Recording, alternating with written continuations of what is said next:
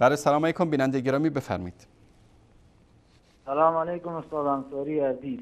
علیکم السلام خالد جان از آلمان. شما خوب هستید؟ همکارای عزیزتون خوب هست؟ سلامت باشید. تشکر از شما. زنده باشید. برنامه رو داشت نگاه میکردم دیدم خیلی برنامه خوبی است. خیلی برنامه خوبی است. هم به این آدم توضیح دادید در مورد خلقت انسان و نفس پیامبر عظیم‌شان و آسمان ها که خیلی توضیح قانع کننده باید باشه دیگه. اگر یک انسانی که وقتی بنا نباشه بعد درش قناعت بخش باشه. درست. از قرآن گفته باشه. درست. درست. دیگه ای که در مورد هدایت یافتگان است فکر کنم برنامه. بله. بله. بله. من یک چند موضوع را باید در جریان بگذارم. چند وقت پیش فامیلای ما از ایران آمدن به آلمان. تقریبا 20 سال در ایران بودن. درست. اینا بچه‌هایشان مدرسه می‌رفتن، تقریبا 12 سال، 9 سال، 8 سال مدرسه رفته بودن ایران. خلاصه مطلب اینا را اینقدر تحت تاثیر شرک خود قرار داده بودن، همین آخوندا و همین معلمایی که در مدارس ایران درس میدن. بله. در همین فامیلای اهل سنت ما. اینا را چنان تحت تاثیر خود قرار داده بودن که حتی بزرگا را قرار داده بودن. من این موضوع را به خاطر افغانای همشهریای خودم میگم که در ایران زندگی میکنن سالیان سال. ما هم در ایران یک مدت تقریبا 15 سال پیش زندگی کردیم. به خاطر اونها میگن که متوجه باشن که اولادشون خدای ناخواسته و شرکی که این آخوندا و اکثریت ملایان ایران آخوندشان مبتلا هستند، این مردم بیچاره بیگناه را به شرک گرفتار نکنن. به خاطر اینا توضیح میدم.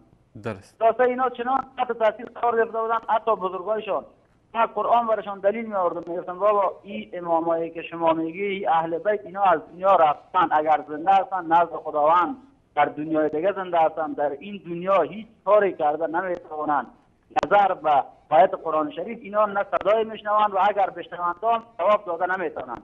خلاصه چند ساعت زدیم تا تانستیم اینا را قناعت دادم که بابا اینا نمیتوانند.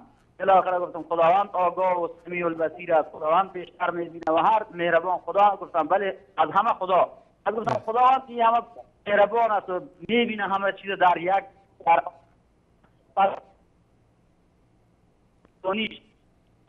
در گوش نمیکنه. بعد این اماما از قبر صدا این آقا را این کسی که از طلب کمک میکنه صدا اینو میگیرن و خداوند میرسانن. بعد در چنین چیزی آخر قناعتشان دادم. مثلا چنین چیزی نیست، اینا به شرک مبتلا هستن، میخوان که همه مسلمان ها هر که مبتلا در یک مرض میشه سعی میکنه همه را بکشانه به طرف خودش. چون اینا مبتلا به این مرض هستن، به این مرض شرکی چشم دید ندارن که مردم توحید را به یک پرست باشن، خدا را به یگانگی بپرستن، شرک نکنن. خلاصه اینا را قناعت دادم. و مورد دومی که باور به خدا بکنه که من از تقریبا چند سالی که در آلمان هستم بیشتر از 15 نفر ایرانی شیعه را ملاقات کردم.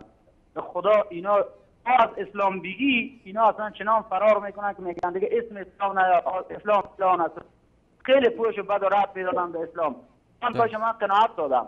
اینا فکر میکردن که ایران چنان این آخوندا مردم به شرک مبتلا ساختن، چنان این آخوندا مردم به گمراهی کشاندن، با دروغ، با صیغه، با فساد، با فریبکاری، با جهل. آقا دین اسلام و دروغگویی و فساد نمیشه که بیایی دروغ بگویی، در حدیث دروغ، در قرآن بیایی دروغ بگویی. اگه دین دروغ میشه با دروغ بیایی ثابتش بکنی.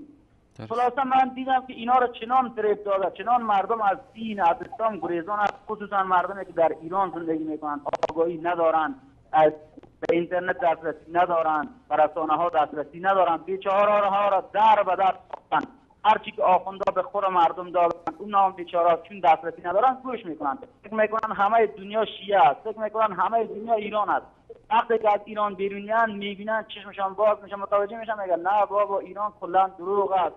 اصلا میگن اسلام دروغ است. این اسلام حقیقی را ندیدن، اسلام اصلی را ندیدن، به قرآن درست دسترسی ندارن، فقط اصول کافی بهار الانوار کتابای دروغی مثل کتابای این کتابا صدها کتاب دارن که من خودم مطالعه کردم دیدم. و دیگر مطلب خیلی وقتتان گرفتم استادم. خواهش میکنم، تشکر. چند روز پیش بچه‌های من نصیحت میکردم در مورد شرک. گفتم که ببین پسرم، یک آخوند در یکی از شبکه‌های تشیع میگفت در مورد قدیر و خم و در مورد پرستش امام و علی ولایی ها که فقط از امام بخوای، فقط امام خوشنود بسازی، هر کاری میکنه فقط امام زمان خوشنود باید شود، نه اینکه هر کاری بکنه مثل اهل سنت، مثل مسلمان ها فقط الله راضی باشه، خدا راضی باشه، عبادت ما میکنیم خالصانه باشه. میگه اوها میگن عبادتتان باید مورد توجه امام زمان و دیگر اهل بیت قرار بگیره. گفتم ببین پسرم، ببین دخترم، ما همینطور که کوشش میکنیم که خدا از ما راضی باشه، از خداوند کمک میطلبیم، عبادت خالصانه خدا را میکنیم، اهل تشیع اکثریتش ریب کردن خالصانه امامان پرستش میکنن. همینطور که ما شما عقیده داریم که خداوند در آن واحد همه جا را میبینه، هر کاری که بخواد قدرت داره، قدیر هست، همه را برشان میگم. اینا هم فقط میگن که این اماما، این اهل بیت مثل خدا، هیچ فرقی با خدا ندارن، همزمان همه را میبینن، از قلب ما آگاه هست، قیامت، دوزخ، بهشت، همه در کنترلشون هست. بالاخره این بچه های من فهماندم، خیلی هم خوش گذشت برام. الحمدلله. تشکر استادم. تشکر خالد جان، تشکر از شما. خدا نگهدارتون. الله متعال کنه.